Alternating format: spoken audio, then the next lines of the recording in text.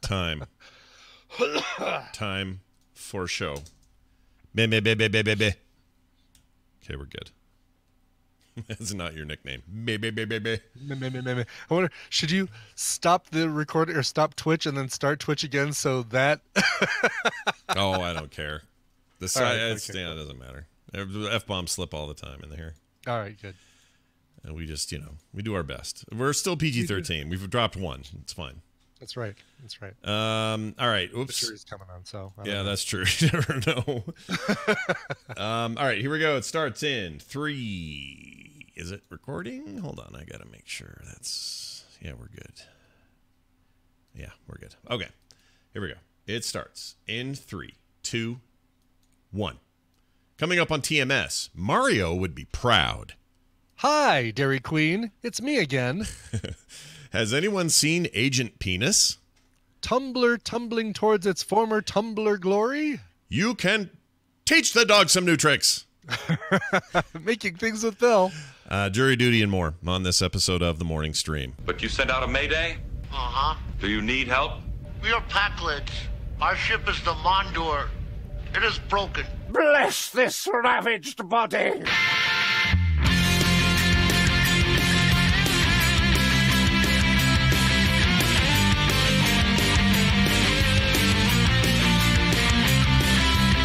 You guys want some sandwiches? This is the morning stream.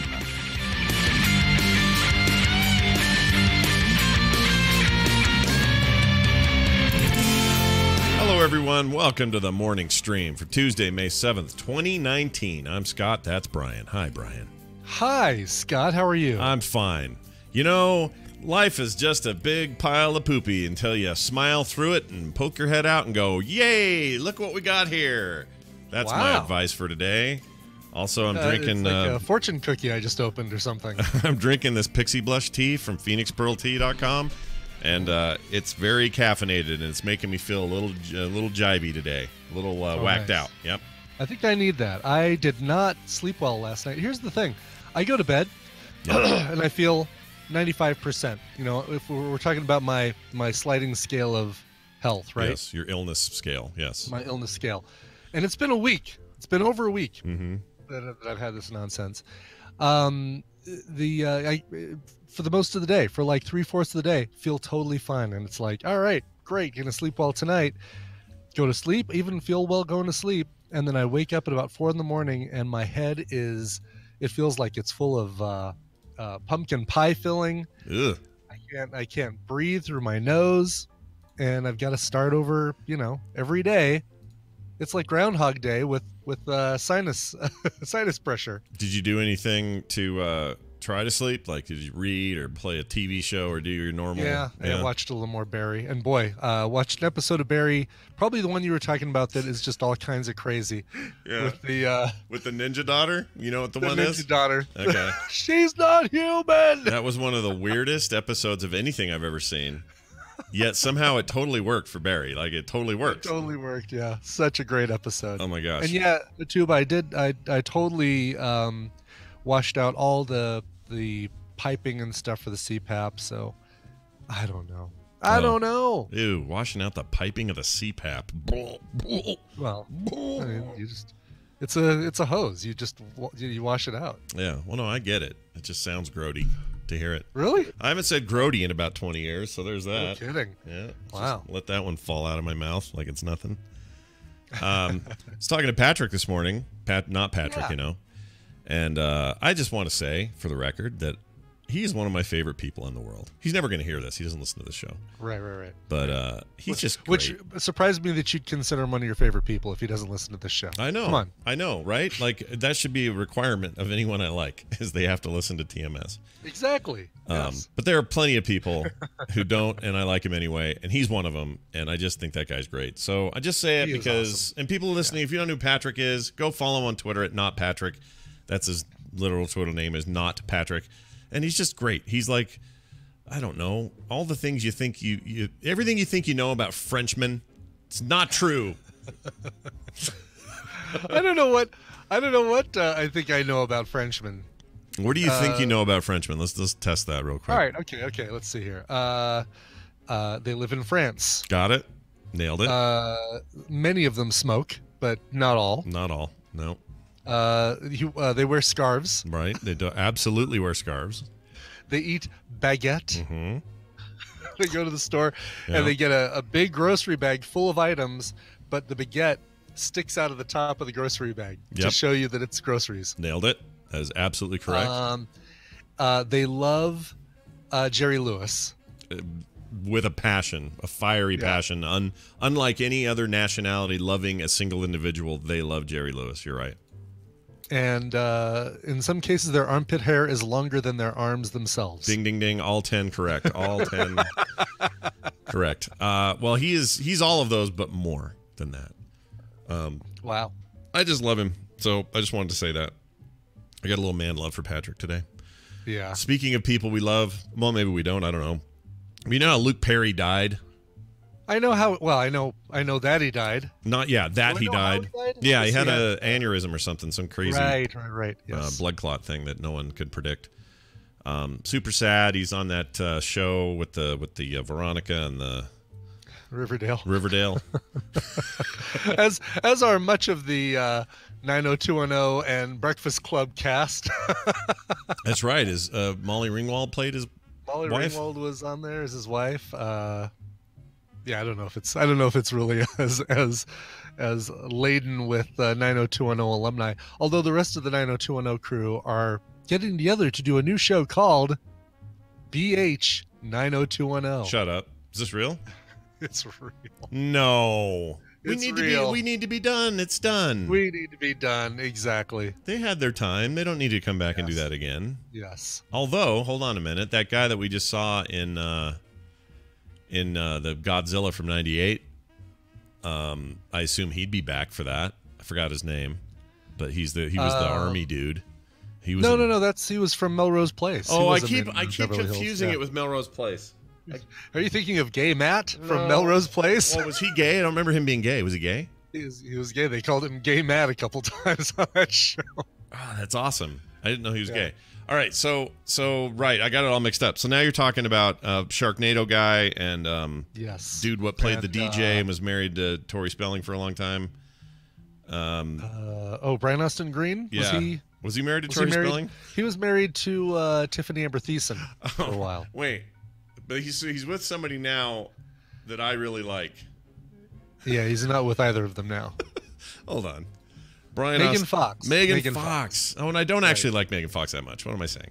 I mean, she's fine. She's fine. There's nothing wrong with her. There's nothing special in my head for Megan Fox.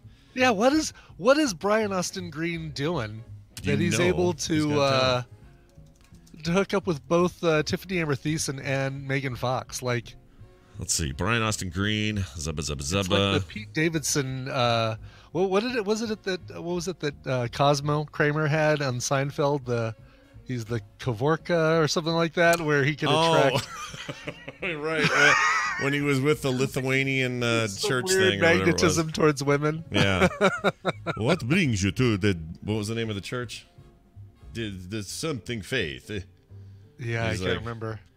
You learn about the faith. I'd love that. That was a great episode. But I can't remember anything about it. Okay, here you go. BH 90210. Oh my lord. Yeah. Shannon Doherty, Jenny Garth, Gabrielle Carteris. I don't know who that is. Was that the one that was old? She was not Audrey. What was her name? Yeah, she was the one that was like 40 in the show. But she was the one that was 40, exactly. Yeah. She was the. Wow. She ran the newspaper. Brian Austin Green, Jason Priestley, Tori Spelling, and Ian Ziering all coming back. Of course, I'm sure this would have had what's his name in it had he not passed away. Andrea was that's right. Andrea. Yeah. Anyway, I'll watch this once just so I can laugh and think I it's don't dumb. even know if I could do it. I can totally do it. I can do it. Just one though. It's gonna be so horrible. I commit to one, Brian. It's like Thick and Liquid. I'll do it once. And that's it. When is this starting up? When's the big reboot happening? Let's see. This summer. Here it is. How are they? Okay, so they're all late 40s and 50s now. These people. Yeah. What's the story? They're all in the same zip code again. Sure. Here we are back in Beverly Hills in the 90210 zip code. they really could write it and say that, you know, they all get back together for Dylan's funeral. They Dylan could. McKay's funeral. They could. And Yeah. it's gonna be the Big Chill 90210. Oh my gosh. Call it the BC 90210 instead of BH. Right, exactly. Yes. I like that. Okay, so yeah, I'll watch this dumb thing once. They're committed to 6 episodes. It doesn't say where this is showing. This must be streamed. They're committing to 6 episodes. Scott's committing to 1. Yeah, I commit to 1 episode of BH 90210. Right. Yeah, it doesn't say much else. But anyway, Luke Perry obviously not joining that. The reason I brought Luke Perry up is I thought this was just interesting. I found out over the last couple of days that when he was buried, he requested to be buried in what is referred to as a mushroom suit. Now, before you all go thinking, ooh, hallucinogenics, baby, he's going on a trip. No. I can't decide if I'm imagining that he's like dressed up like a giant mascot mushroom or if it's a suit that's just covered with mushroom photos. He looks like Toad from Mario in his coffin. Right, exactly. I like your thinking. No, so apparently this thing is it's a suit that's a durable suit, but it's made made of mushroom material, which means that when you bury somebody in it. Now, if I want to be cremated, but if I get buried, fine, put me in a mushroom suit. I don't care, because the idea is you're going to hurry along the process. You're not putting a bunch of fibers and artificial, plasticky kind of fibers into the ground where it's not natural, can't be biodegradable. So his suit is as biodegradable as Luke Perry is. And probably by this point right now, he's peacefully entering from dust to dust, right? And the mushroom suit is doing the same instead of something else. Just hurries along the process. I kind of like that. I do too. Biodegradable Luke Perry, I think, is a great thing. Now, look, this is not speaking ill of the dead. I think this is a really positive thing, and he requested it. His daughter arranged it for him because he asked for it to be done. It turns out he was kind of a closeted environmental guy, was really into that sort of thing, but wasn't super vocal about it. And yeah, if you're gonna go and you feel strongly about that sort of thing, go get fitted for a mushroom suit, I say. Sure. Yeah, down at the Mushroom Kingdom, which is the name of the suit place. How about they just fill my coffin with cream of mushroom soup? Oh, dude. Same thing? Same thing? It's exactly the same thing. No difference at all. Actually, it probably is no different, because that would just make a nice brine casserole, a tuna fish casserole. So wait, can I go to the viewing and the lid's open and it's just your face peeking out of the pool? just out of a filled goo. Yeah, it's just your face and maybe the tip of your belly and a little bit of my feet. Yeah, your feet are sticking up out of it. You need to be naked though in this cream of mushroom soup coffin. So totally buck naked Brian just in there, and it would smell like cream of mushroom soup in that place. Oh, Brian, you got it. This is it. Your funeral, all planned out. Well done. And then the buffet line's already taken care of. Yeah. Just put a ladle in there and...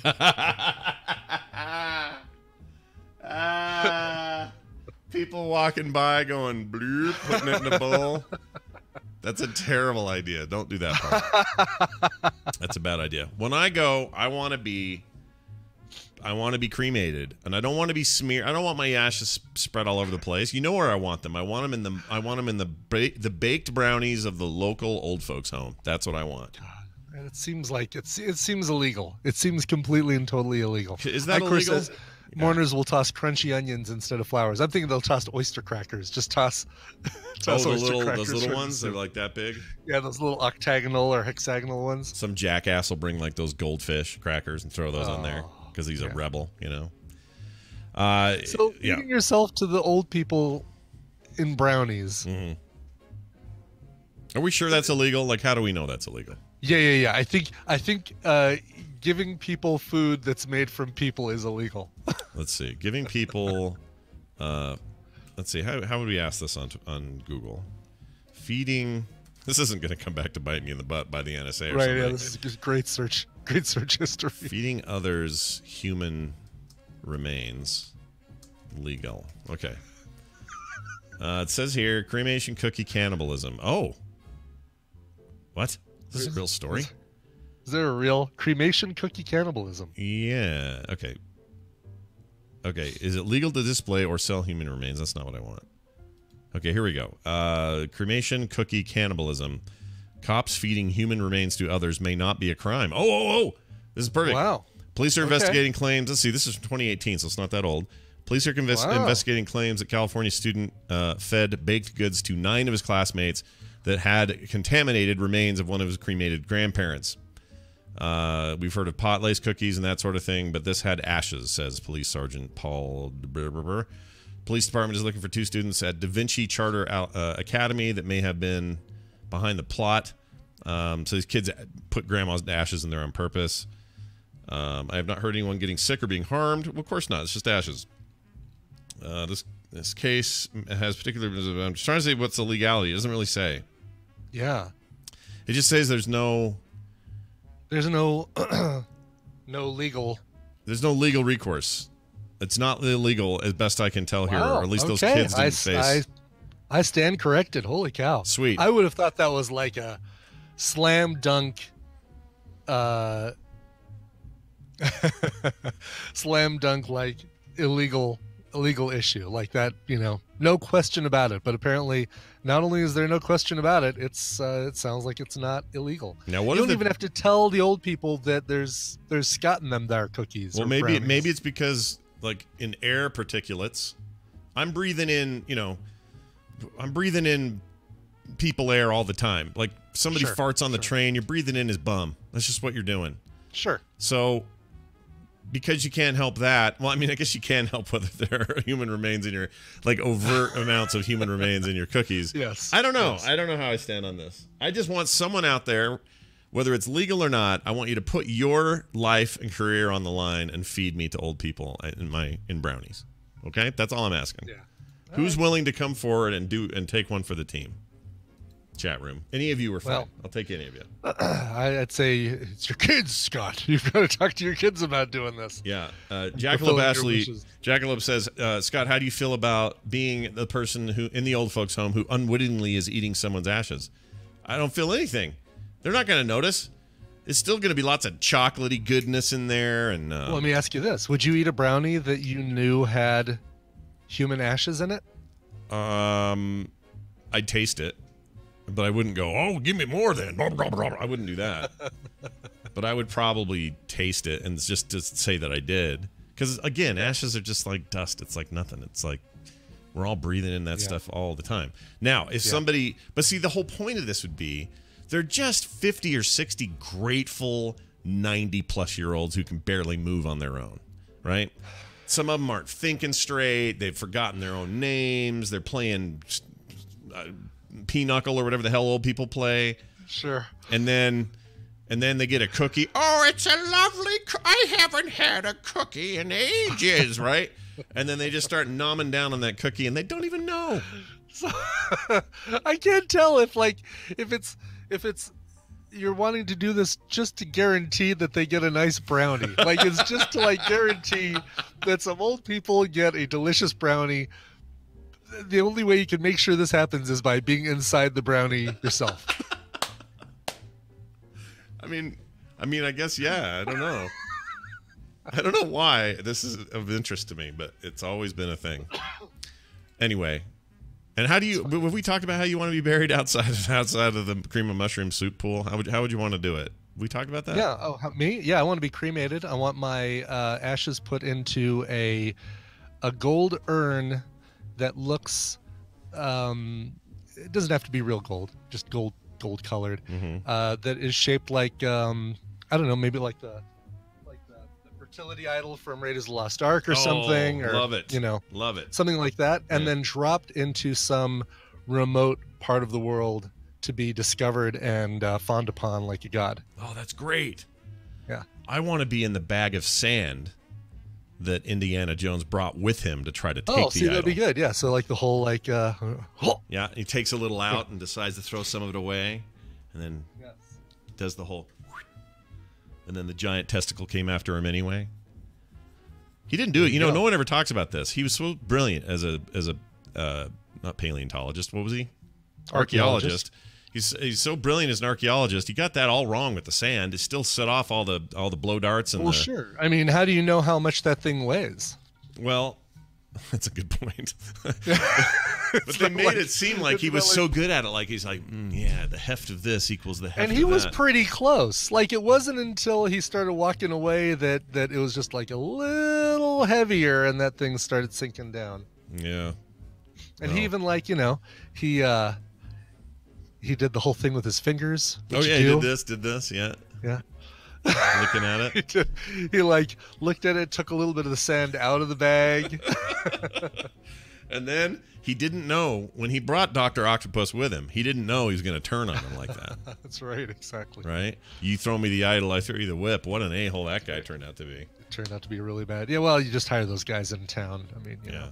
Well, when Doc Ock, he'll work for cheap, is the point. That's exactly right. All right. Well, that's all well and good. Today's Tuesday, so that means we got stuff today. And we do. We got all kinds of stuff coming up. Lots we got of stuff. Bill, Jury. Mm-hmm. Both are here today. I checked with them last night. I thought Justin was gone for 2 weeks, but that's in another 2 weeks, and then he is gone for 2 weeks. Oh, wow. Where's he going for 2 weeks? Italy with his wife. Wow. They've planned some big, disconnected, away from the internet world trip to Italy where they're going to go. This is my understanding. We'll ask him on the show because I'm probably wrong here, but he wants to, I think his plan is to just be like as far away from anything that resembles work as possible and just go with Ashley and witness her eating all the vegan things you can get in Italy. I think that's how long. We'll count the time from when they land. Mm-hmm. How long do you think before he posts something on Instagram about it? Yeah, does some story on Instagram or a tweet. I would say, let's do the bets now. IG, as he called it. I didn't know what he was talking about. I had it on the IG. Like what? What's IG? I don't know what that is. Is he really calling it the IG? Is he really doing that? He called it the IG. He really called it the IG. Okay, I'll take that over Insta. I hate when people call it Insta. Oh yeah, I don't like Insta either. Or the gram. F that. Those are all dumb. Yeah. By the way, the best use of Instagram is all the rad artists I follow, and that's about all I use it for. There's some really cool art. I am very bad. I don't check Instagram. Yeah. I check Twitter. I occasionally look at Facebook. Yeah, Facebook and I aren't getting along right now. Anyway, we'll ask him today. We'll see what's going on. But let's place our bets. I say it's within 2 hours. I'd say it's in the airport. I'd say he sends a thing from the airport. He puts something. Okay, no, that's a good bet. I think you're probably right. I'm going to go ahead, just to be different, I'll say he does it within, because I'm going to assume he's really going to try. I'll bet it's 2 hours after they land. He just wouldn't be able to stand it. And so he'll... Look, the Ant's Pretzels in the Italy airport sells wine! Oh, yeah? Oh, yeah? We'll see. Veloparopo1 says we're old men ranting about IG. Whatever. Yeah, my kids would not like to be... They don't even like to hear it called IG. And they use it all the time. That's their number one thing, you know. Is it really? Oh, yeah. Yeah, they're into it. They don't... Nick doesn't even use Twitter, has no interest in it. Mm-hmm. No, he has a Twitter account, but never checks it or nothing, but he's on Instagram constantly. And Instagram is... Everything's a photo, right? And video. Could be video. And video. You can't just do a text post on Instagram. Oh, yeah, there's always a visual element. You're right. Yeah, that's what I thought. Okay. I think so. Is that right? That must be. And some people are writing... like really long diatribe-y things. There's no text limit. Yeah. See, I'm not a fan. I don't want to read that tiny text. I'm an old man. See. Oh, dude, you know what I'm a fan of? What? Complete change here. The brand new Vampire Weekend album. Oh, really? Dude, it is so good. Yeah, it just came out last week, Friday, I think, and it is In the Name of the Father, or Sins of the Father, or Songs for My Father, or Are You My Father, or something like that. And it is so good. You really sold me on the name. Father of the Bride. Of the Bride. Even in all my guesses, I still didn't get the actual name of it. Oh, that's cool. It's got a lot of Danielle Haim from the band Haim in there, and it's excellent. Put that on your listen list. I will check it out. I will say that I liked them initially a lot, and then I got kind of tired of them because they were getting a lot of alternative radio play at the time, and I just got kind of sick of them. But I haven't listened to them in a while, so maybe now's the time. It's great. It is a great album. Are they the ones? Did they do that? You better run. Who took my gun? Who is that? Young the Giant, I believe, or no, Foster the People. Okay, so what happened there is that this is the other thing that I kind of poo-pooed on them for at the time. They came out and they were so influential that suddenly there were 1,000 bands who sounded exactly like Vampire Weekend. And it kind of hasn't stopped. It's still sort of out there. And I'm not saying that's their fault. I mean, when you're influential, and that's awesome. But I need to get me some fresh business so that, okay, I'm going to do it. I'm going to listen to it today. Yeah, listen to it today. Listen to it when we're done, and you'll be like, oh, Brian, this is great, especially the song This Life. This Life is a great song, and Harmony Hall is really, really good, and Sympathy is really, really good. Yeah, these all sound good, and I haven't even heard them yet. I believe the album cover looks like it was designed in 1990. Oh, good. I was just listening to the 90s on XM radio or XM Sirius Radio or whatever the hell they call it now. And and I heard a song from 1990, and it was "Come On Now, Sweat, Baby, Let the Music Take Control." That was 1990. Yeah. Wow. Good stuff. All right. Let's move on to the news, and we'll get to all that other fun stuff later when our friends arrive. This is your radio newscaster with another exclusive, sensational summary of world and local events. Hey, look at that. It's the news, and it's brought to you by... In about 52 days, I'm going to be riding my bicycle like Freddie Mercury. I don't believe in pizza pie or Frankenstein or Superman, but I do believe in a 150-mile ride over 2 days up to Fort Collins and back from Denver. Why am I doing this? Well, because I'm an idiot. Also, because I want to raise money for multiple sclerosis.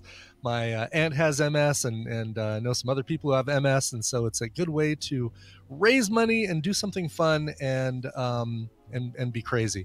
Go to tiny.cc/Bike Coverville and donate $5, $10, whatever you want to donate. Also email me songs. Tell me some songs you like that motivate you, and I'll add them to my playlist that I listen to. I tried doing it last year where I had people put their playlist suggestions in the donation, and that didn't work because I don't get to see those. MS gets to see those, and they're like, great, I don't know what the heck a Monsters and Men song is. Why is that in here?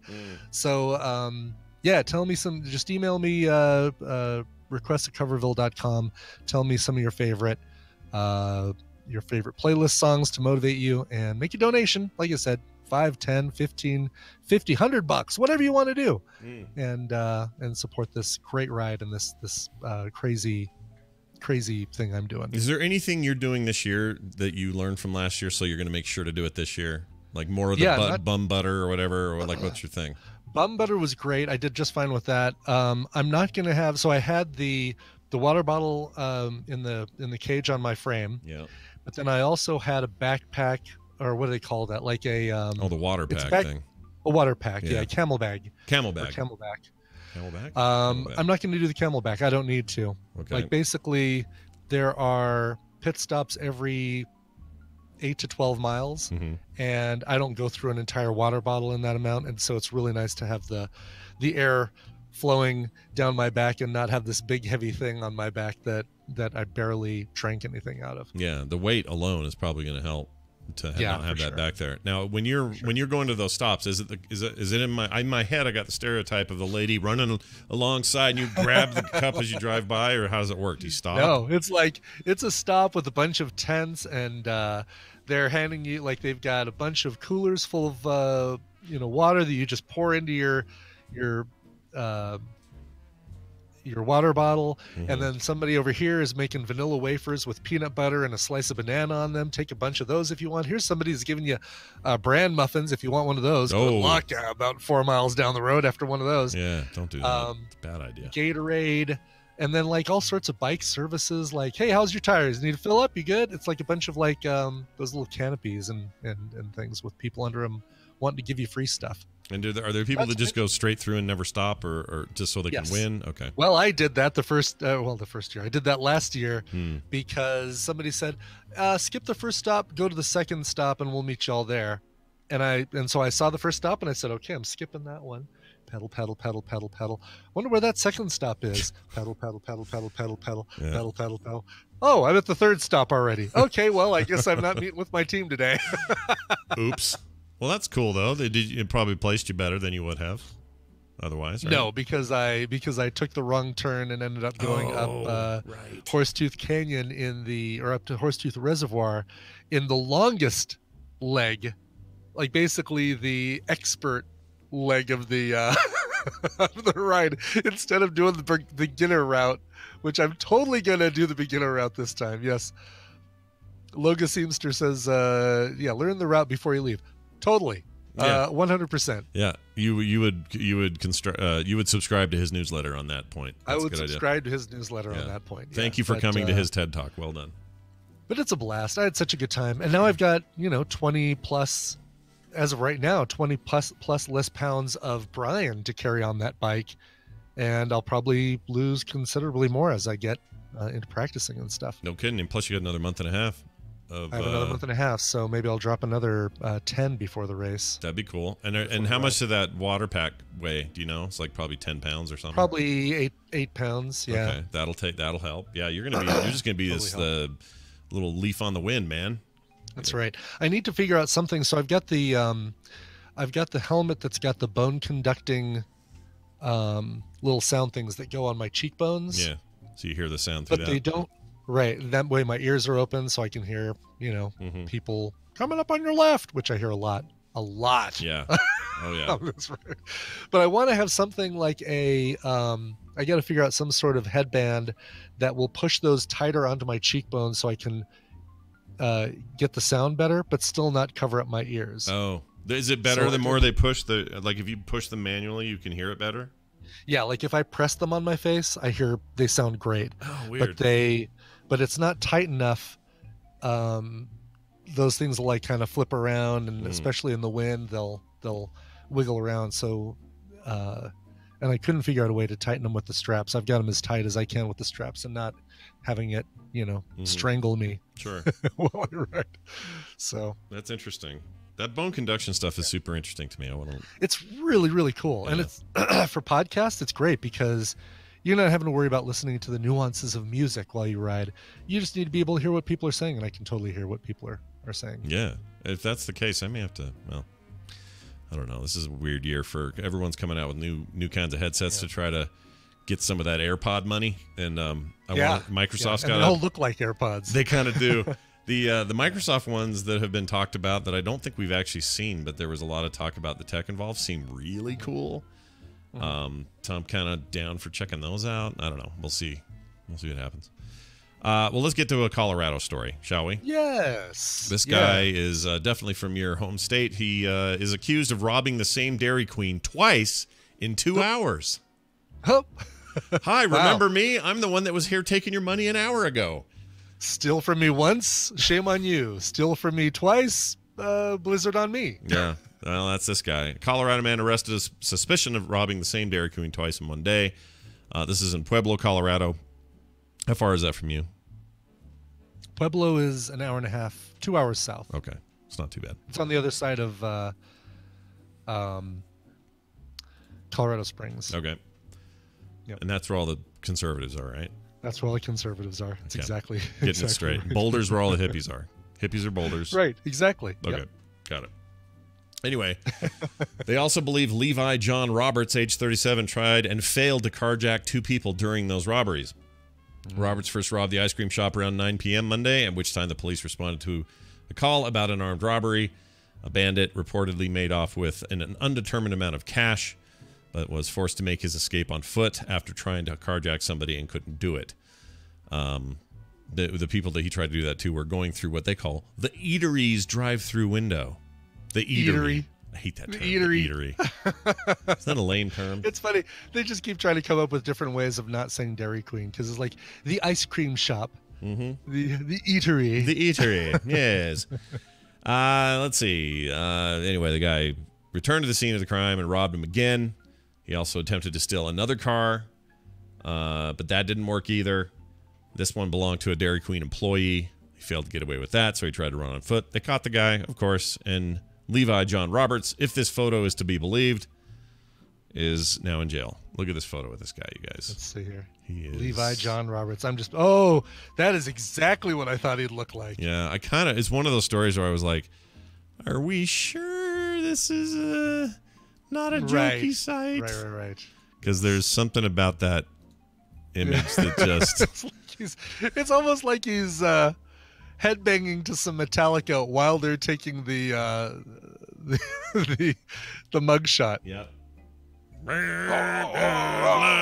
Catching him in mid headbang. Oh, you took my picture. Ayo. Yeah, ayo.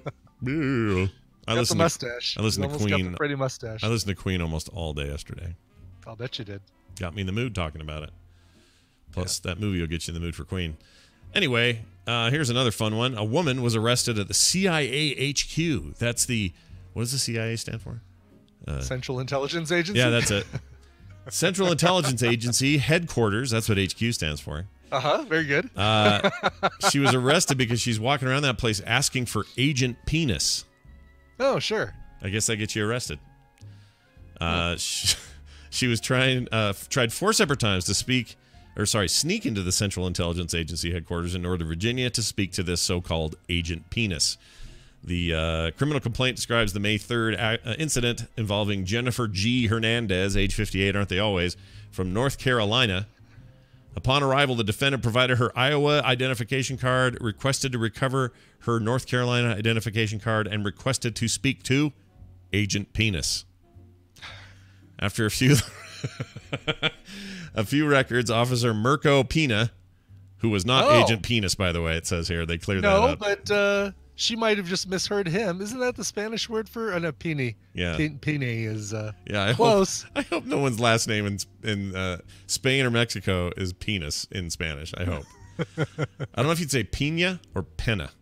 Pena. Pena. That's how you pronounce it. We had a Mayor Pena here for a while. And they got that little not umlaut, but whatever that is on top of the end. It is a tilde. Oh, is that the tilde? Well, it's a tilde. A little Tilda Swinton over the end. Yep. They named the boulevard that goes to Denver International Airport after Mayor Pena. Oh, very nice. Pena Boulevard. Did you notice that Tilda Swinton has a way better version of PowerPoint than you and I will ever have? Did you notice that? She really does. Yeah. Not a spoiler. Exactly. Not a spoiler. Not at all. Not at all. Anyway, he was not the Agent Penis she was looking for. Determined the CIA police officers encountered the defendant on several occasions. She had cited had cited her for trespassing on the prior evening.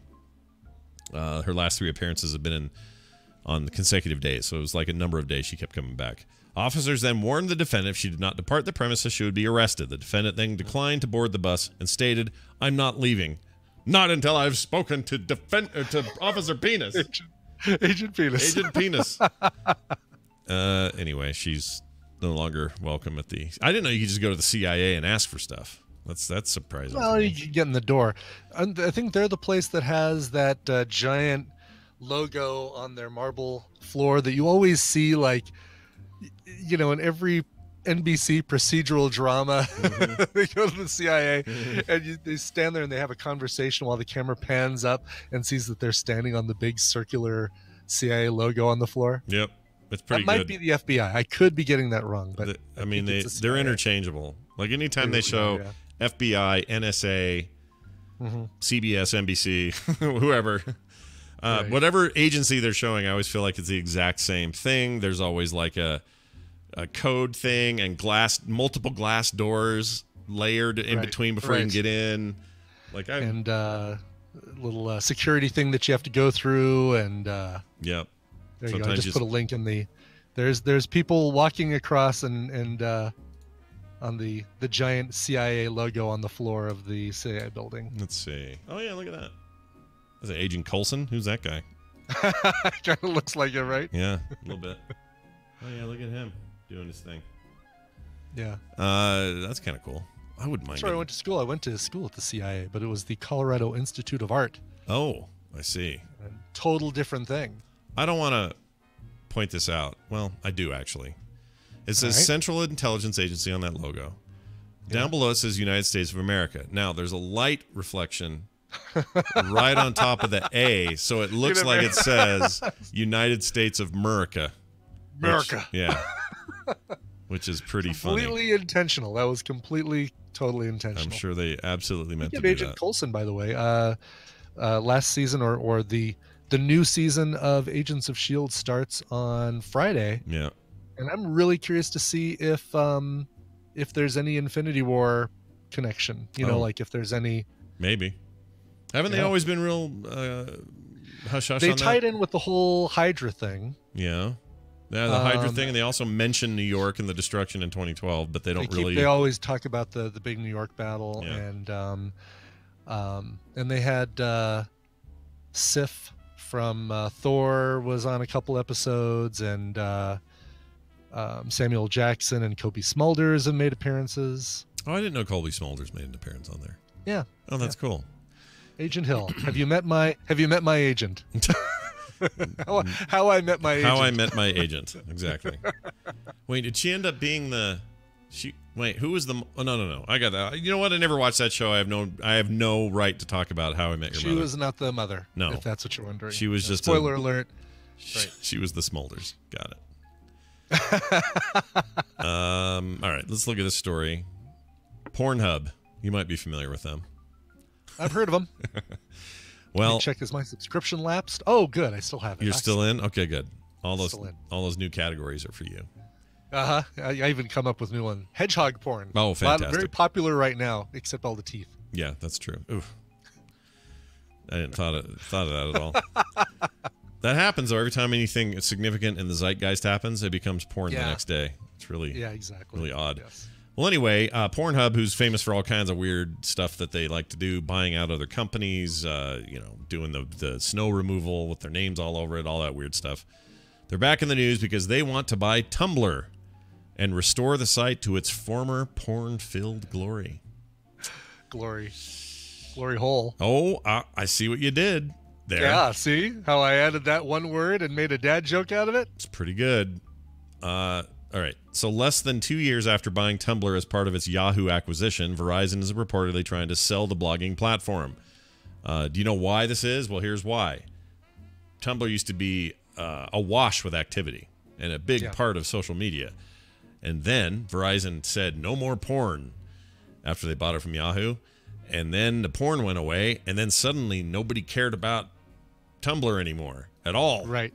They figured didn't realize that 3 of the 4 pillars holding up Tumblr were giant marble penises. Yeah, exactly. So that's a good visual. Is it? Well, I mean, I don't mean good in the traditional sense, but good in a funny, I can't get it out of my head sense. Anyway, so now they're just like, well, why did we even buy this? This is stupid. So now, well, I mean, they bought Yahoo, they got Tumblr. They just want to spin it out. So Pornhub has now announced they want to buy Tumblr and end the site's Verizon-imposed porn ban. They say this: Verizon's Communications Incorporated is seeking a buyer for a blogging website Tumblr, according to people familiar with the matter, as it tries to steady a media business that has been struggling to meet revenue targets because no one gives a poop about Yahoo anymore. That was according to the Wall Street Journal. Tumblr's porn ban is going about as badly as expected, and Pornhub quickly announced its interest after the news broke, although it isn't clear whether the two companies have talked. Verizon banned all adult content from Tumblr in December of last year, and Pornhub wants to restore the site to all the porn. They want all the porn back. They say this: there are obviously synergies between the two brands, and value Pornhub could derive from Tumblr, says Pornhub VP Corey Price. He said in a statement to Ars Technica while naked. I added that part. Did you add that part? I added that part, yeah. It says, we're extremely interested in acquiring the platform and are very much looking forward to one day restoring it to its former glory. They keep saying this. We asked Pornhub if it was if it had submitted an offer to Tumblr to buy it, and they didn't get an answer. So we'll see how it goes. I don't know, man. Whatever. I used Tumblr to post art for a while, and then somebody told me, have you read their terms of service? They now own that art, basically. And I went and looked at it, and it was kind of wordy and weird, and I stopped posting art there. And that's the last of my Tumblr experience. That is really weird. Like, they own it just because you put it up there. That was the charge anyway. Now whether that legalese actually translated to that or would hold up in court, I don't know, but it made me nervous, so I quit posting art there. So there's that. All right. I'm gonna scroll. I have to scroll more now because I now have a new guest on my. Let's see if I can get this like I did last time. Mm-hmm. Let's see what Actually, you got. I could just turn the camera. Oh, there she. Look at that. Oh, what's going on, Nora? Hi, I am on show. I am on show now. I am Kitty on show. I am on show. Hello. Welcome to Kitty Show. This is me. I now perform kitty face. Covers up a third of my iMac screen. I think Deckard Cain might actually like me now. I think the cat is warming to nice. me. Yeah, I think it's because when he wants to get up on the dryer to eat his food, because that's where we have it, or else the dogs will eat it. And he's a little lazy and fat, so he doesn't always want to jump up there. He can, but he doesn't want to. And so when I see him, I'll help him up there. I think those frequent helpings of me helping him up there has warmed him to me. He sort of likes me now. So that's cool. Good. You're helping him get what he wants. Yes, I stayed a while and listened. It turns out, to Deckard Cain. Oh, listen. Let's hear it. Can't hear it. Oh, now I sort of heard it. You guys hear the purring. The purring. The purging. The purging. The first purr. ASMR purr. Why don't you hang out over there, please? Final story. Oh, what happened? There. I deleted the whole article. It's back. A deaf man adopted a deaf puppy and taught it sign language.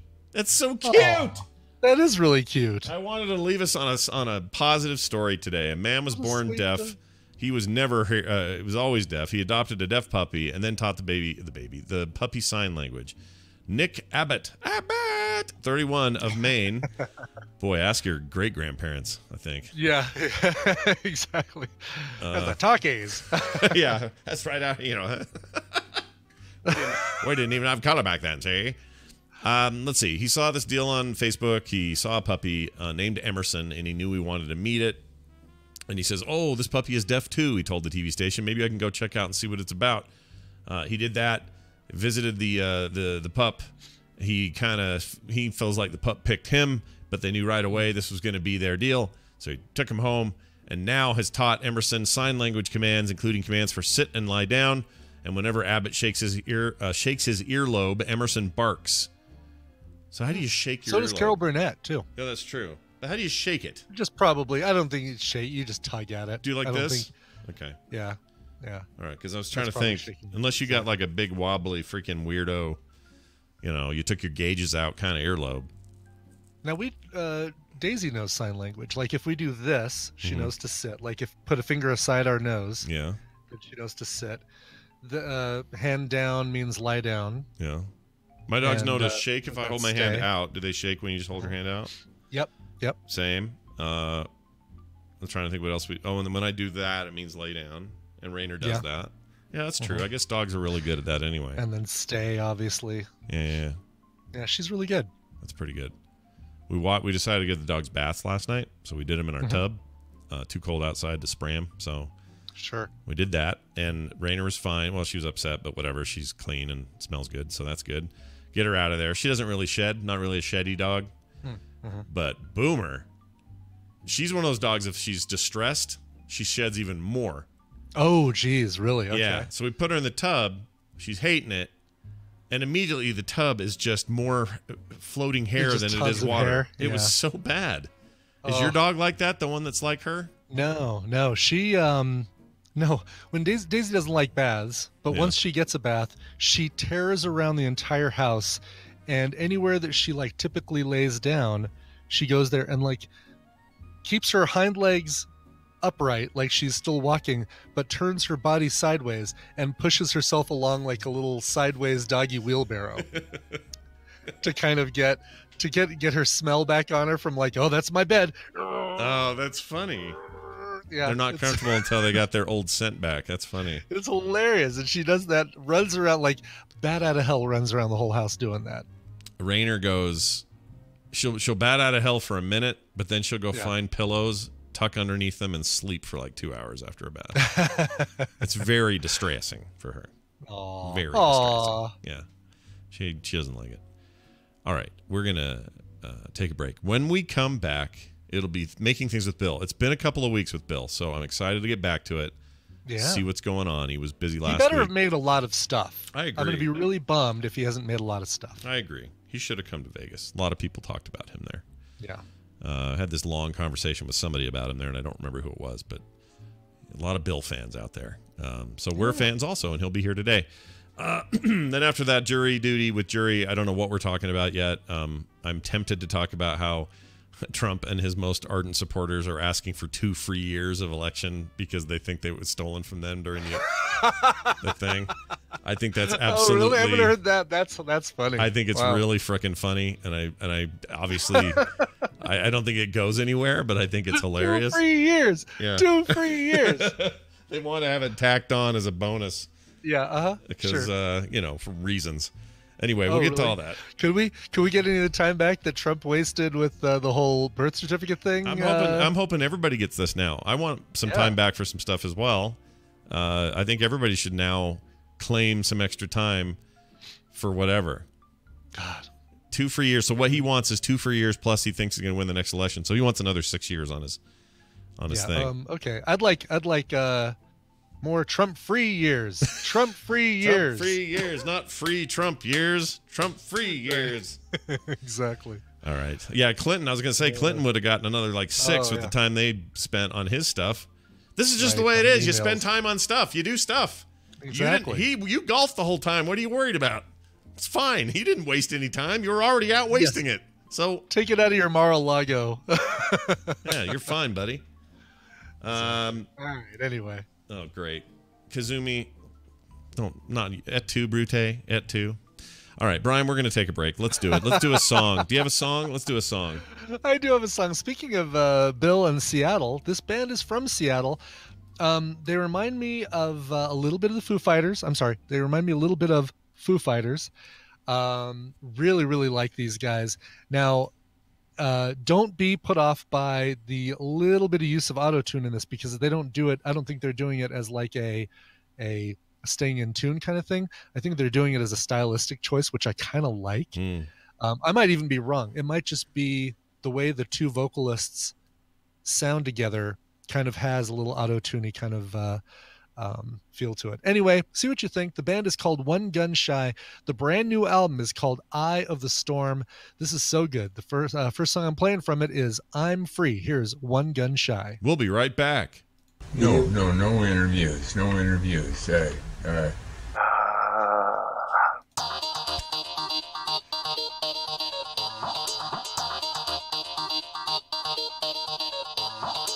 Better than a nuke in your backyard. This is the morning stream.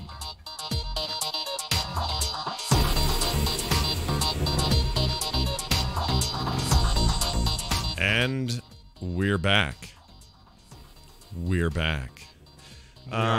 Let's get Billy all up in it. Back we are. Back we are. Yeah, my home this is. Let's see. Punished Props is his account name. There we go. All right, while he's coming in here, I probably ought to pick one of his cool themes to play. Sure. Like, let's see here. I like this one. But Bill just isn't thinking about danger. No, he's not, but he is here with us now. Bill Duran, all the way from Seattle, Washington, or parts thereabout. Hello, Bill. Oh, yeah, and I got my cat right behind me here. Oh.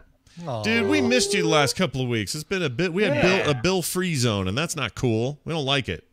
Yeah, I've been in the shop a lot. Yeah. Well, last week you had like a airport run, which is true friendship right there. Yes. Yeah. Well, I live near the airport, so I am airport guy. I see. Well, friends will park their car here, leave it at my house. I take them to the airport, and then I pick them up. Nice. And they don't have to pay for parking. I see. Well, that's also whatever. You're a nice guy, and we're giving you the full credit there for that. Yeah. That's well, I do take all the change out of the ashtray, though. Oh, good. Well, sure. I'm not running a charity here. Come on. No. Even if there's cigarette ashes on your money, you're taking it. I get it. It's mine. I earned it. That's right. Well, we have you on Tuesdays, and it's been a while, but we do this normally because we like to find out what's going on in the maker world. People building props. In particular, you're always building something rad. And what is it today? What are we looking at? Well, this last week, all right. I wanted to make something from Avengers Endgame, right? Because I saw it, and it was incredible. I did not have very much time. And all the things I want to make from that movie are very elaborate. So yes, I can imagine what things you might be talking about. Yes. So anyway, the game Fortnite, I don't play it a ton. I'm not very good at it. However, they added a mode, an Avengers Endgame mode, and you can play the game and you get all the weapons. You get Cap's shield. You can get Hawkeye's bow. Iron Man's repulsor. You can get all the cool weapons. You can get Stormbreaker. So I figured that would be a really fun sort of crossover prop video to make. So I made Hawkeye's bow from Fortnite. Wow. Yeah. That's pretty rad. Cool. Oh yeah, there it is. I see it on your video. We're getting a good look of the bow in action. Oh, that's great. I don't really play Fortnite either, but I do like some of their weapon model stuff. It's pretty cool. Yeah. So this is modeled after. So this is modeled after the one in Fortnite, but it's probably pretty movie similar, right? Well, like, they've got a deal. They've got a deal going with Marvel because they put Thanos in the game. Yeah, you get to fight against Thanos. Yeah. Awesome. Right. Basically, a player becomes Thanos and is like unstoppable, and it becomes. Oh, that's cool. Yeah. Basically, you get to die a lot trying to kill Thanos. Yeah, this is all correct. That's my experience anyway. I'm not very good at the game. Sure. So yeah, I made the bow. I mean, if you wanted to make a cool looking compound bow, then that one would suffice. It's got like a winch thing on the side because you can get around by shooting a grapple arrow and then zing across the map. So it's pretty cool. It's pretty awesome. As you might imagine, I made mine mostly out of foam. The main body of it was made from foam, but I reinforced it with some aluminum armature wire that's inside, sandwiched between two pieces of foam. So it's got a little bit of structure inside of it, so it's not going to just be super floppy. That reminds me of how they do like plasticine animation. Yeah. A lot of people assume it's just all clay moving around, but there's like wire skeletal structure in there, which is kind of cool. Same idea, I guess. It's not animation, obviously, but reinforce it, make it stronger, and all that. And that's what you would use this aluminum armature wire for. I bought mine at a pottery supply store in Seattle. So you would use it to create an under skeleton for a sculpture, maybe. Oh, okay. Cool. Yeah. So anyway, some of the parts on the bow, as you might guess, are quite long and thin. So I did not make those out of foam. I used a rigid styrene plastic for those parts. And then, very important thing, the bow does not fire. And I did that on purpose. For a couple of reasons. One, the foam just isn't rigid enough to give the bounce back it would need to actually fling the arrow. But if you were going to bring this to a convention, they're usually not too keen on you bringing a functional bow into the show. Yeah, probably a good point. Yeah. In fact, one time at San Diego Comic-Con, I did see someone who was a Walking Dead cosplayer get turned away at the door because he just had a crossbow. Like a real one, and he was very confused why they wouldn't let him in with it. It's like, you can put anything in that and fling it at 1,000,000 miles an hour. So let's all be safe. My bow doesn't fire. I'm sure people could make their own if they want. You know who will appreciate that? The guy at the front gate at the next Comic-Con you're at will appreciate that this does not fire. Yeah. Now I'd made the string elastic so that you can pose with it. So when you pull the string, it stretches, and I made an arrow for it, of course. So you can look the part. You can look like Jeremy Renner if you want.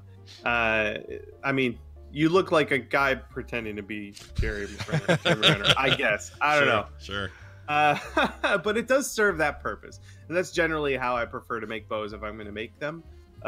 Make a prop or something like that. I don't want it to be able to hurt anyone, even accidentally.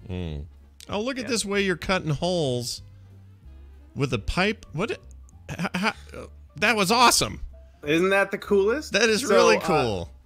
I got a metal tube, just a brass tube from the hobby store, and I just sharpened the lip on one end of it. Yeah. And you can cut tiny little circles that way. Or you can put it in your drill and drill a long hole through a piece of foam. That's pretty great. fantastic. That's super great, cool. dude. Yeah. I love that. Oh, look how pliable this wire is. I didn't realize you could bend it. Like, obviously, you'd need it to do what you're doing here. Yeah. In fact, the way the bow is right now, you could take it and bend it, and it would stay in that shape. Because the foam's pretty flexible. But the best part is you can just bend it back. Huh. Right. Yeah. That's awesome. That's cool. Makes it easier to pack. Oh, yeah. Just fold it in half and jam it in your Right, suitcase. exactly. And then just restore it. Do you have plans for a full-blown cosplay type deal with this, or does it only go as far as the bow? So. Yeah. No.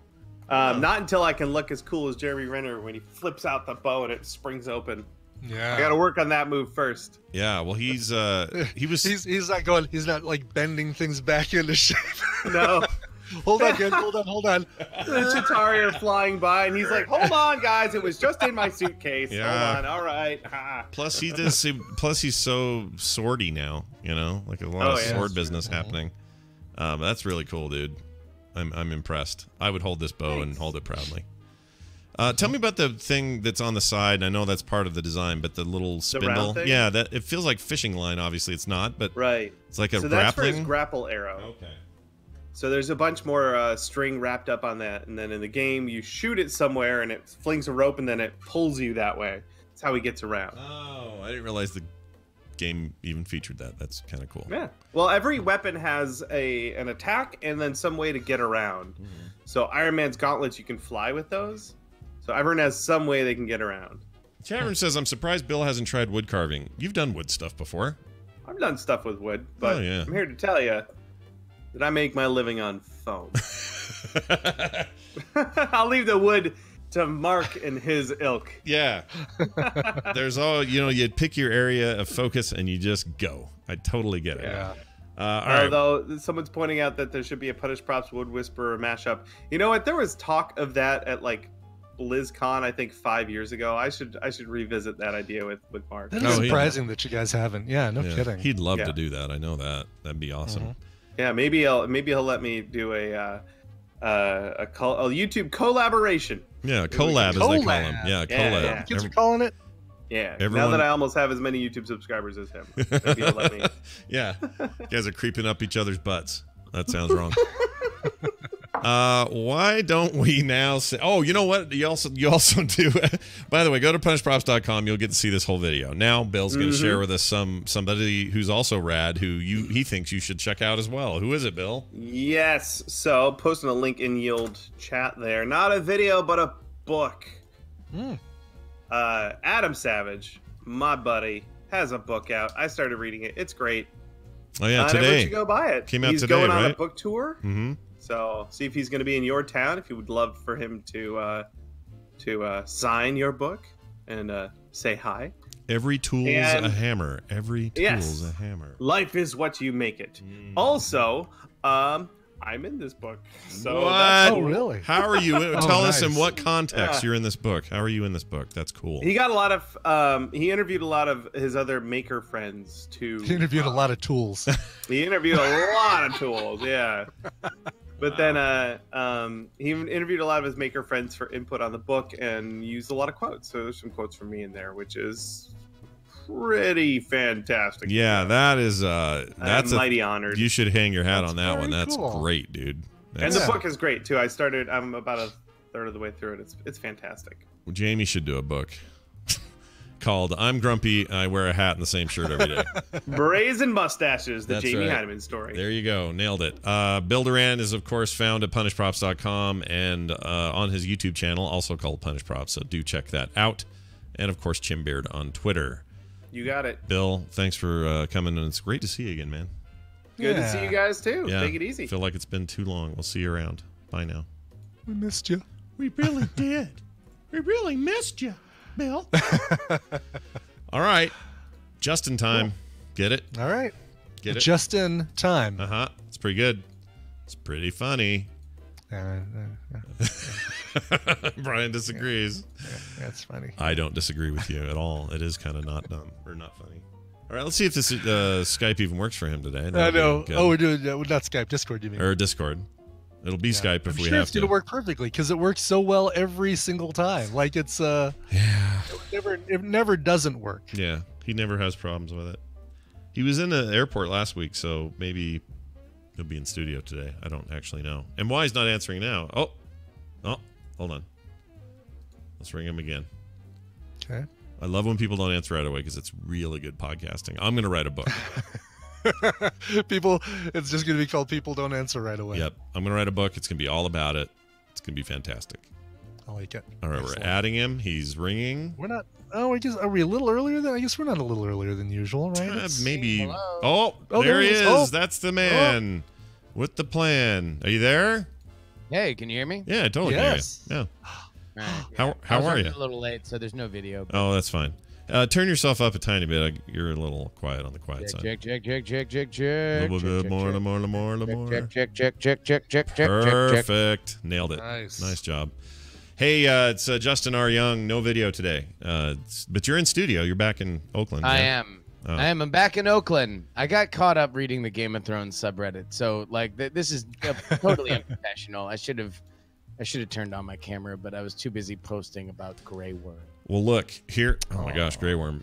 I just won't say anything. Yeah, Don't say anything. This, people are going to think that's a spoiler about a thing No, that is actually. there was no. No, it literally was just him singing. He's a singer. Yeah. Grey Worm is. He's really? He's a rapper, Yeah. I thought, right? Or maybe he sings and Yeah, raps. hip hop artist, but I think he mostly. I mean, he does the singing. And I wanted to post this clip from the Harmontown podcast a couple years ago, where Dan Harmon, the creator of Rick and Morty, fancies himself a bit of a freestyle rapper, which is funny because he's middling at it, but it plays well for comedic effect. And Grey Worm like jumped in on as the chorus, the R&B chorus to Dan Harmon freestyle, and it was very funny. So oh my gosh! Go ahead and look up Dr. Ken Harmontown freestyle and delight yourself. Oh wow! Dr. Ken, the dude from the comedian. So yeah, I mean that's part of the reason why Dan Harmon's a bad freestyle rapper, is that he just says things that he knows because he worked with Ken Jeong, and so he just Jeong, says that's right. my name is Dr. Ken, and he with the staying within the boundaries of polite speech, he constantly talks about copulating with your mother. It's pretty much his that's his go-to. It's his fallback. Whenever he needs a rhyme, he talks about how, when, where, why, and the ramifications of having sex with your mother. Fantastic. Boy, oh boy, it's a topic I love. Chat. Oh geez, wow. Love to return to that now and again. Hey, so I got a question for you. Shoot. It's not Game of Thrones related, although I would like your opinion of the first 4 episodes, just kind of your overall. How you feeling about it? I love it. I mean, I don't have I want to let the show go where it goes. I'm just very much enjoying spending time with all these characters. Same. This is me too. I don't have a lot of expectations for the story, which is odd because normally with these shows I have I gotta find out if this person does this or this person is gonna be this person. But I kind of feel like the big, large mysteries have kind of been revealed in the way that I sort of wanted them to. Yeah. And so for the rest of it, I just get what I kind of like about the show, which is either epic cinematic battles or people talking in quiet rooms about political conspiracy. kind of my jam. Yeah. No, I'm the same. There's a lot of, it's one of the biggest water cooler things of all time. So everyone's got an opinion. Everyone's talking about everything. Spoilers be damned. Blah blah blah. All over the place. TV's different than movies. It is different. But by and large, even though HBO is a paid thing, everyone's watching it together. They're talking about it on social media together. I posted a weird meme that didn't spoil anything, but I guess if you could piece the memes together, you would certainly get a hint as to what happened at the Battle of Winterfell. And the first couple comments on Facebook, ironically, were like, "Oh, spoilers!" Mm-hmm. And it's dude, it's a TV show. Everyone watched the TV. This is where we talk about the TV show. Yeah. That's kind of where I'm at. I've tried hard not to do anything overt, and I still got in trouble for just saying. And then there were one the other day. Or then there was one, was my line. Yeah, which I hadn't seen the show, didn't spoil a thing for me. I saw it. We finished it last night, and now I get the And now reference. you get it. But it didn't spoil the reference. But for you me. wouldn't get it unless you saw it, right? No. And No. even Yeah, the guy, exactly. I just posted a picture of Drake with the Night King with a Night King jersey on, which like really you only get if like you realize that Drake like just roots for people and then they lose. That's pretty good. That's not bad. So anyway, what was I gonna say? The coffee cup thing aside, which is pretty freaking funny, and all the reaction and memes to it, I'm super enjoying this. Like I don't want it to end, but now that it's going to, I'm really enjoying the ride to the end, and it's Thronesy as hell to me as it has always been, and I'm into it, and if anything, I'm just bummed that it's ending and that these characters are not going to be around anymore, and I'm excited about prequels and spin-offs in a way that I'm not normally. I'm excited for them to lay out a big world that we don't know a lot about. Right. And that's the biggest thing that I think now people are kind of reacting to, is that before there was a million ways everything could go, right? Like but look at the Arya character or the Sansa character are so different than where they are now, and they could have gone in a million other different directions, or their lives could have ended, right? Right. And now we're at a smaller number of resolutions, and I think people are very upset when their favorite of that small number, as opposed to the infinite number, seem to be unlikely or are not happening. Yeah, that's a good point, because we are getting toward the end of this funnel, and the funnel means that we're going to have a much more concise sort of outcome, and I think people liked they liked being in the confusion of the larger space, and now it's just coming down to a head, and you're just going to have to deal with it. And I'm cool with that journey, but I know there's some people I think they're just uncomfortable with it. The only thing I wanted to ask you about it, and then I'll move on. What was it? Poop. Just quick prediction: Clegane Bowl 2019 or no? Oh, I think we get it next episode. Oh yeah, dude.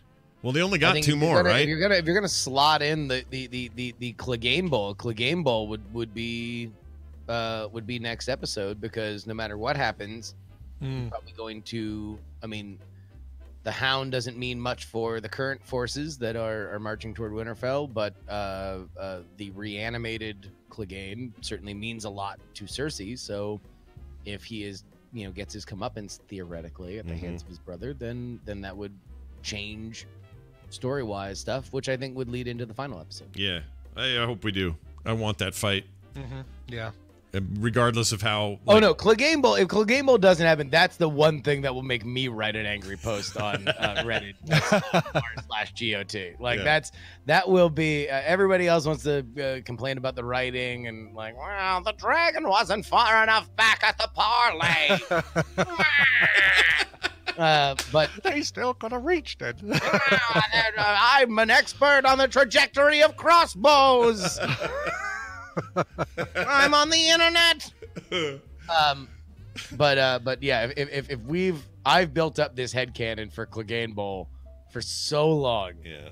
That if Clegane Bowl does not happen, I will be upset. Yeah, it'll be a serious bummer. All right, that all aside, is it legal or ever possible for a president to tack 2 free years onto his presidency?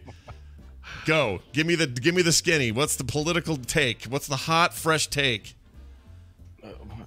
Did you hear about this? Maybe you hadn't heard about it.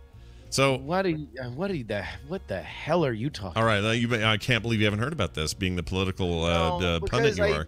I don't pay attention so much to Twitter. Oh well, that's not where I heard it. It's definitely not on my phone, and so whenever I see a headline that's like Trump tweets, then I kind of like, unless it faded out, yeah, unless it like he tweeted about the Chinese tariffs, and that turned out to be a real thing, but otherwise it's just him firing hot takes. It might as well. It's just you clicking on Ben Shapiro destroys pro-choice with facts and logic, and you watch it you know, and you're like, oh, well, I disagree with him. Yeah. And, let me write my thing. It's like me writing about the crossbow trajectories. Yeah, no, I totally agree. So here's how it went down. A whole bunch of people are saying, in their minds, the Mueller investigation was a waste of 2 years, and therefore he should have 2 years tacked onto his presidency. Then that should be free. And then of course Trump's like parroting that and retweeting it, but also saying it out loud. Well, that's not how the world works. That doesn't happen. Yeah.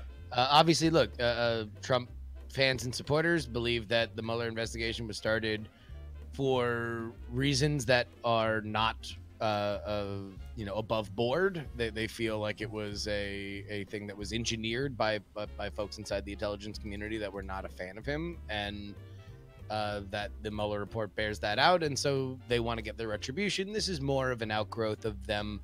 The more actionable element of this is them trying to look through the justification for why the initial FISA warrants were issued. So I would say that element of it is kind of a dead end intellectually, in that it's like, yeah, I mean, if ifs and buts were candy and nuts, then no one would go hungry on Christmas. Whatever you believe you should get, right? Yeah. But if you do want to pay attention to what the actual thing is that conservative voices and commentary are very focused on the real scandal is how the investigation started at the beginning. And I do think there's probably more illumination that we can have on it. Whether or not it matters, we will see going forward. All right, fair enough. I do think that if he loses in 2020 by whatever margin, it could be close, it could be just a roundhouse kick, it could be any level of loss, he will not leave quietly.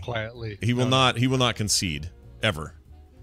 I'm 100% convinced of this. So my goal between now and then is to not. Why? What informs that? Because I actually have the exact opposite opinion. Oh my gosh. I don't think that. I think that the last couple of years, that's what he wanted out of the presidency. Yeah. He's going to be a conservative hero to the people that love him forever.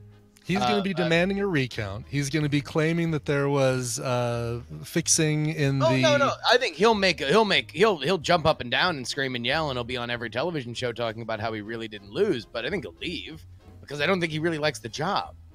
Okay, I think agree. He would rather be a power broker outside the White House than be inside. I think the least favorite parts of his day are the times where he has to make decisions that he doesn't agree with because that's what a president does, and he has to deal with people that he doesn't like.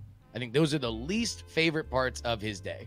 And so if he loses, then yes, he will certainly scream and yell about how the election was manipulated by bleep blop and ding dong, and this is a thing. But I do not think that he will stay in power. I think he will be outside looking in, screaming and yelling and throwing rocks. Right. I think we actually agree, because he'll have to go. It's not like he's gonna lock himself in the Oval Office. But that's an important line, because it's literally the opposite of what you just said. You're right. You're right. What I'm saying is not leave. No, I literally said he will not go quietly. That was my phrase, and I think that holds. Don't you think? It's the same thing. Oh, certainly. I don't think he does anything quietly. Yeah. Yeah. It's not that I think he's gonna just sit in there and not move. It's not going to happen. But bolt himself in the Oval Office with a. But the reason I even bring this up is I got to prepare myself mentally for it, because I just have to shut it out completely, because that's enough to make early 2016 Scott or late 2016 Scott want to rip his own head off. And I need is what if hearing that rhetoric, hearing him freak out that he didn't lose, or that it's a conspiracy, or all that shit that he will certainly do in 2020 if he loses. I can't. I mean, it is something that happens more and more just in general. I do believe that our general political discourse has become more tolerant of saying that you lost, but saying that you lost for the wrong reasons, or that, like, I'm not saying, I'm just saying. We've seen that with Stacey Abrams in Georgia, who has made it fairly plain that she believes that the vote was manipulated. I think that, you know, they're standing up and saying, I lost. We did our best. I'm sorry to everybody who supports me. And then, you know, maybe liking a tweet here and again of like, you know, like, well, we really should take another look at this. But in a close election, I think that we have seen more and more of it, mostly because we have more platforms where people can talk about it. But I do think that in general is something that is on the rise, at least in terms of my, you know, anecdotal point of view of watching all this. That's interesting. I hadn't really thought about that, but yeah, you're probably right. I'm just thinking about avoiding it all. Like, I'll cast a vote and then I'm going to shut off for like a week from anything. I just don't want to know. I don't want to know the freak out. I'll check out who won. Well, you're sure getting a jump on it by worrying about it 18 months before the fact. Well, there's a mental preparation. I mean, I feel like as much as the Democrats need to prepare for this, we need to, as a society, we need to mentally prepare for. It feels like it to me. I mean, yeah. I don't want to. I mean, it's going to be an election. It's going to be big. We already have levels at levels of interest at 2020 levels, right? So this is going to be big. It's going to be gigantic. It's going to be something that is all encompassing, and it increasingly looks like Joe Biden. It is Joe Biden's race to lose, at least on the Democratic primary side. His bounce since his announcement has been prolific. Yeah. No. I mean, it's. Yeah. I don't know what to think anymore. It's also. Like I am at stage numb stage. That's where I'm at. And which is interesting because when we have you on Tuesdays, sometimes things will go political, and I no longer feel like I feel like I don't have a strong thing to say anymore. It's like I don't have a freak out anymore. I just feel like you've been beaten down. Yeah. Like you're I mean, I would suggest looking at things other than Trump's Twitter. Oh, I don't even follow him anymore. I'm not doing that. I don't look at his Twitter anymore. I don't follow him on Twitter anymore. I don't. You could have fooled me considering that was the first thing you mentioned. Well, it's not, but it wasn't that tweet that I actually saw. I got it from Jerry Falwell Jr. and somebody who retweeted it in my timeline. Okay. And he's Then I would also add Jerry Falwell Jr. to the blacklist. That's a good point. It's a good point. I like it. You make good points. Hey, no, I mean, I don't know. What do you think about Biden? I know you were busy dragging Ibbott's, skydiving photo all over the screen, so you might not have heard me. But do you like Joe Biden as a candidate? Well, do I like him as a candidate?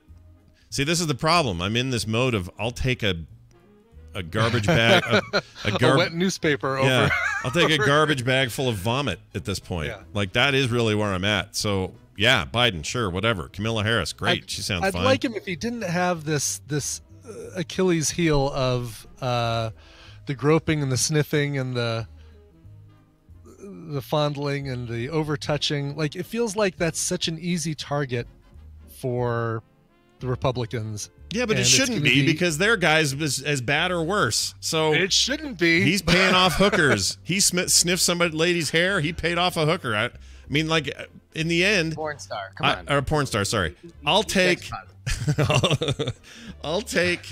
whoever. He paid for her silence, not the sex. I'll take whoever at this point.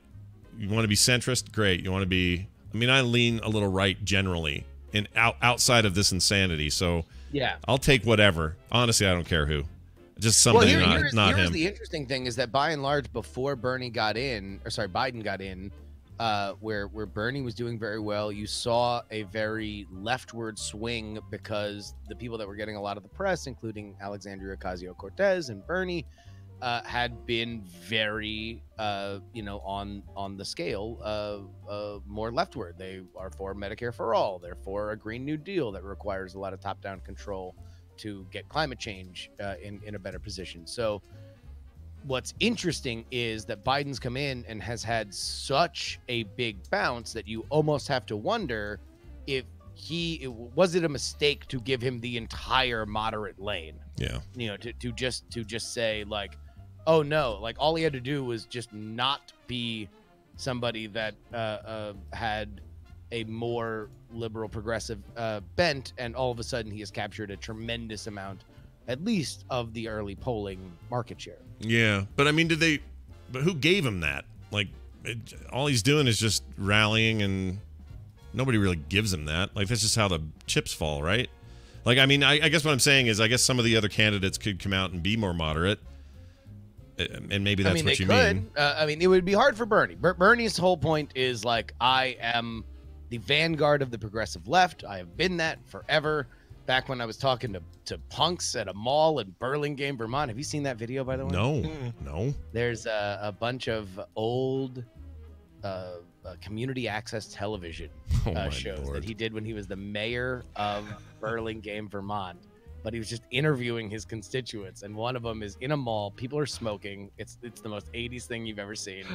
And there are two punks like that. He's like, well, I think you have a very interesting hairstyle. It's a very interesting choice for your black lipstick. But it's great. I did hear something about Sanders, man. Yeah, Holy you do cow. a really good Sanders. That's amazing. Yeah. Let's hear Buttigieg. Let's hear that one now. Yeah, Buttigieg. You got it? Come on, man. Not today, Satan. I'm not trying that. Yeah, I don't know. Buttigieg, I don't have enough of a beat on Mayor Pete to really get an impression going.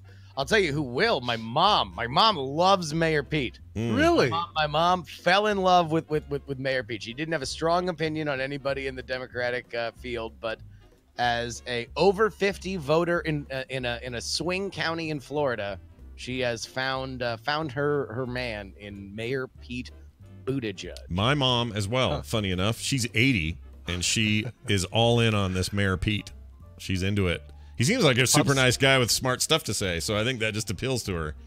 Pops and McClellan found the Bernie video, by the way, and it's in our chat room. Oh, no way. I want to hear taste Bernie interviewing punks. Yeah, I believe it's like about 10 minutes in, but you if you scroll through it, you'll be able to see. Oh, it's very quiet. Hold on. All right, one from Burlington. What is your name? Michelle. And your name? We're talking to two young people. He's in front of like the ginormous Mrs. Fields cookies competitor. I gotta go watch all that. There's a great thing where the girl says like I just I just don't believe in law and order, and Bernie's like, you're telling the mayor that you don't believe in law and order? That's awesome. Go to 14 minutes and 22 seconds. What happens there? That's interviewing the two punks. Oh no, I got that. Yeah, I see it. The audio is just really quiet in only one ear. Oh yeah. Yeah, so I don't think I can hear it very well. I may have to go cap some stuff out of there though. That's pretty great. Well, anyway, we've done it again. We've solved everyone's problems. We've done it. Good job, everyone. I love it. Good job. Yeah. These two Utes, says TVZ Gun. Exactly. Two Utes. These Utes. A couple Utes. I mean, he looked 75 then. I know. You know, that was the biggest thing. And if I am going to give a criticism to Biden, is that he sounds very old.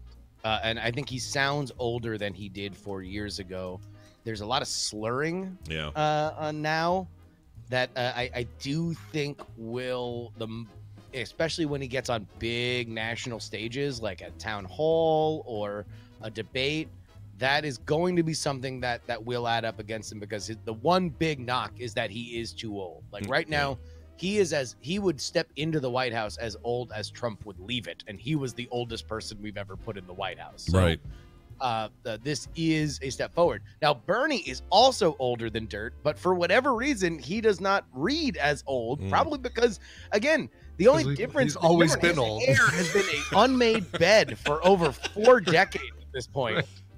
It is ridiculous. Yeah. The only real difference between Bernie is that there's, a few of his lines in his face are a little harder, and like he slouches more. Like, it's like a 3-degree difference in his posture, and the lines on his face are a little darker. But other than that, his hair is still just a federal disaster area. He talks the same. He moves the same. It's very, very weird. I think he's just slowly turning into a diamond. Right now he's just a normal carbon life form, but he's hardening. He's going to, by the end of it, he's going to be a tight little diamond. the end of all Yeah, this. I don't know. Yeah, he is. He's folding in on himself. Yeah. And at some point, he will be the heaviest matter on Earth. Yeah. Well, we'll see how he does in 2020. All right. Well, this is a long time between now and then, as Justin pointed out, so I need to quit caring about it.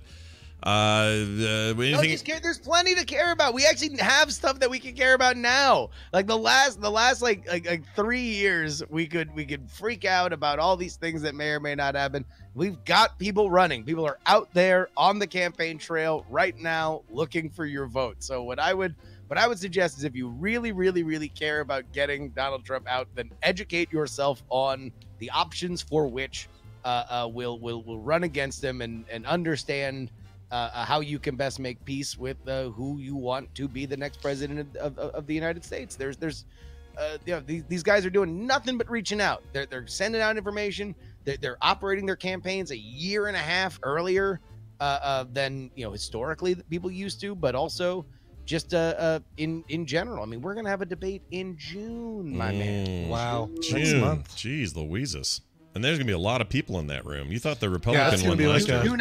Two-night event. It's going to be undercard stage and No, they're not. Specifically, they're not doing that because that's what the Republicans did last time, and none of the people wanted to be on the JV stage. Oh. So what they're doing is a 2-night event in Miami, and I guess they'll do that until they can whittle it down to one stage.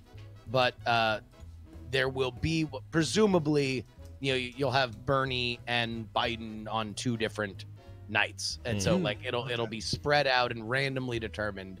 Interesting.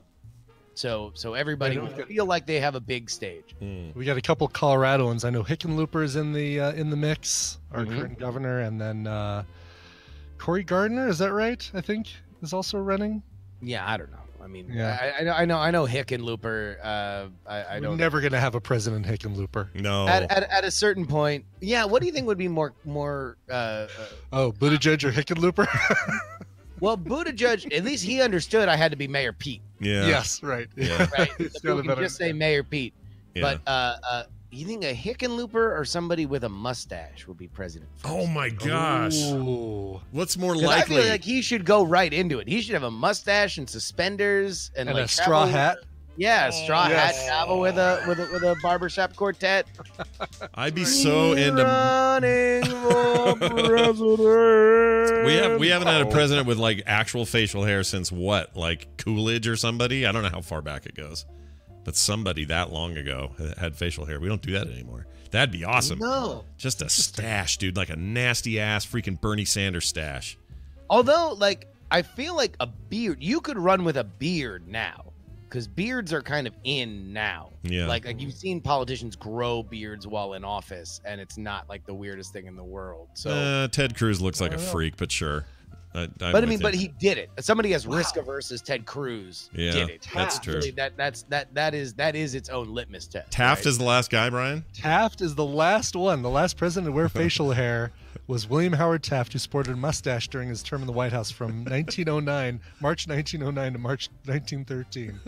This president has worn facial hair since Taft. Yeah. That's crazy. Wow. As Alex says. 100 years. And Cory Booker is running with Rosario Dawson. So Oh, right. May as well have a mustache.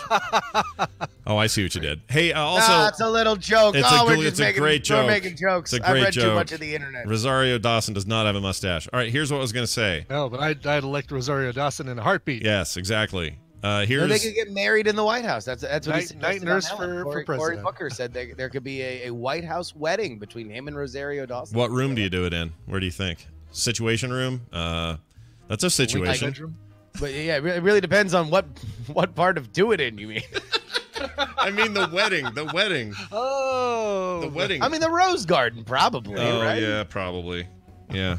They'll say, Tiger Woods got a medal hair. This is fantastic. I do. This is what's gonna happen in Miami when they do their debate. You're gonna hear this phrase. You'd be no longer drawing breath in Miami. All right, that'll be the end of that. All right, hey, on that note, someone's gonna get murdered. It's a deep cut into Miami Vice 2006, yo. They gotta whittle down those 2 stages somehow. Yep. Yeah, exactly. Hickenlooper is gonna get. He's gonna plot a shiv. freaking what name? Where did the Hickenloopers come from? Where is that origin? I would love to know. I don't know. Oh, it's probably Finnish or something. Yeah, something weird. Those goofy Hickenlooper. folks over there. Yeah, Hickenlooper. I love that name.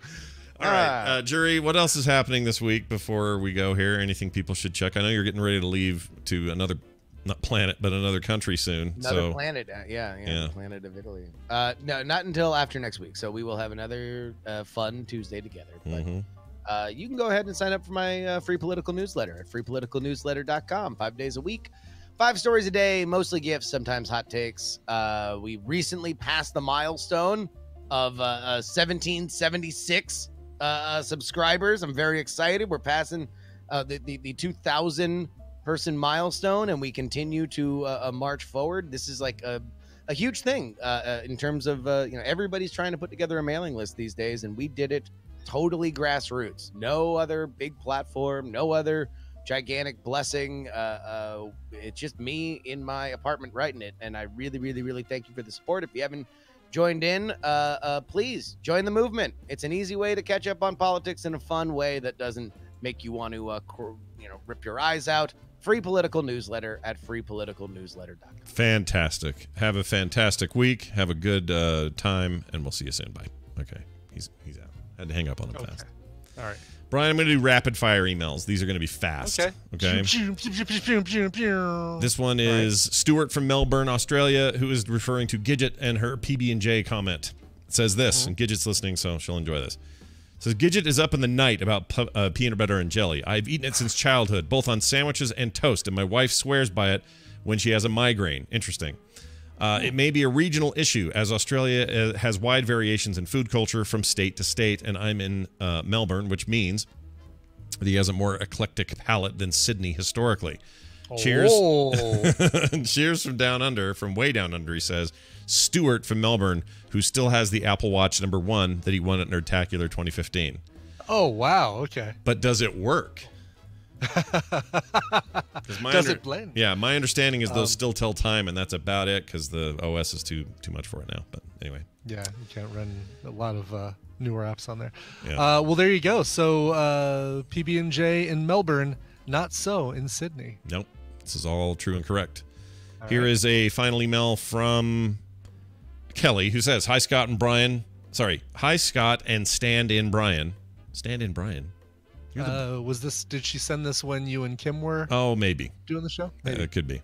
My name is Kelly, and I've been listening for a few years, and I love the work you guys do as well as other Frog Pants shows. In writing in regards to something you guys said about your Vegas trip, I actually used to work at the MTO Cafe. They have some amazing food. Not sure if you guys like sushi. Oh, we like sushi. Oh, do we? Do we like sushi? Both of us love sushi. Brian especially. He's a connoisseur, I think, of it. I am. Yeah. I'm kind of like, is that a California roll? I'll eat it. I'm a little more easy. See, I'm whatever. Basically, I won't eat the fugu. I won't eat the whatever, the poison blowfish thing or whatever it is, but I'll eat everything else. Yeah, what's that called? Is it fugu? I think it's fugu. Fugu. Yeah. Just remembering that Simpsons episode. Oh, right. That was a good one. Anyway, it says they have some amazing food. Not sure if you guys are into sushi, but you should check out some of the revolving sushi restaurants around here in Vegas. Wish I could have made it out to the events you guys had, but unfortunately had family obligations. So I'll do it next time. Thanks for all you guys do and keep up the great work. Well, thank you, Kelly. I'm curious about revolving sushi restaurants. Does she mean that the restaurant revolves, or just that the sushi is like on a conveyor belt? Because I've been to conveyor belt sushi places, and I do like those. Probably the revolving one, like you're saying, but in my head, I thought she meant they would open and close and a new one would come in, like revolving. Oh, that's an interesting. Okay, but I don't think that must not be it, because then that's not good sushi if it doesn't stick around, right? So yeah, I think she's talking about sushi conveyor belt sushi kind of stuff. I think you're right. Which I kind of like. I kind of like it because you look at the stuff and say, oh, I don't know what that is. It looks good. I'm going to eat that. And then you find out, oh, wow, you just ate squid tentacle or something like that. And like, all right, well, it's tasty. And I wouldn't have ordered it off the menu. So totally cool. Totally. It's like my ashes and your brownies. You just never knew. Right, exactly. It's like, oh, well, this is actually pretty good. Give me another ash brownie. This is really good. Ash brownie. Ash Brownie. Ash your parents. Yeah, ask your parents about Ash Brownie. I played bass for Ash Brownie for like 2 months in 1998. They got rid of me. Thanks for your emails. You can email us at themorningstream@gmail.com. That's the word the, morning, see. Stream, the morning stream. That's the whole word there up front, at gmail.com. We'd be happy to read them on the show. If you'd like to support us, we're at patreon.com/TMS. And you can find everything else you may need or want at frogpants.com/TMS. Join our Discord. Lots of great discussion happening in there. I think that's it. Cool. Do you want to... We should probably play a song. Do you have something? Well, yeah. Are you going to include it? Yes. Just kidding. I get it. Thursdays. Yeah. All right. Jen wrote in and said, "Hi, my name is Jen." That was her first sentence. "And I want to request a song for my husband Steve's birthday on April 26th. Yes, I know this was last week, but I've got a lot of stuff to catch up with from April, and I don't have a lot of requests for early May. Hint, hint. He's training really hard for his first marathon, and it'd be awesome if you could play him something that's really motivating when he trains. He could also use a tender crisp bacon cheddar ranch, but it's too early for a fish sandwich. Thanks for all the endless entertainment and Pumba jokes." Oh my gosh, dude. Caught me unawares. Hold on. Fish. We had our Pumba moment with 90210 today, didn't we? We absolutely did. Here you go. I'm too early for a sandwich. Fish sandwich. It's not the right guy, but that's fine. I'll take that. Yeah. All right. So she wanted workout music, something motivational, maybe the Rocky theme song. And that was basically what I needed right there, was the Rocky theme song suggestion. Newfound Glory just came out with a brand new cover album this last Friday. Perfect timing. It's called From the Screen to Your Stereo, Volume 3. And as you might guess, it's covers of songs from movie soundtracks. Durr. Including this one right here, originally done by Survivor. It is Eye of the Tiger, Newfound Glory. This show is part of the Frog Pants Network. Frog Pants Network. Get more shows like this at frogpants.com. You putrid lizards! Yeah. Oh my gosh. That was good stuff.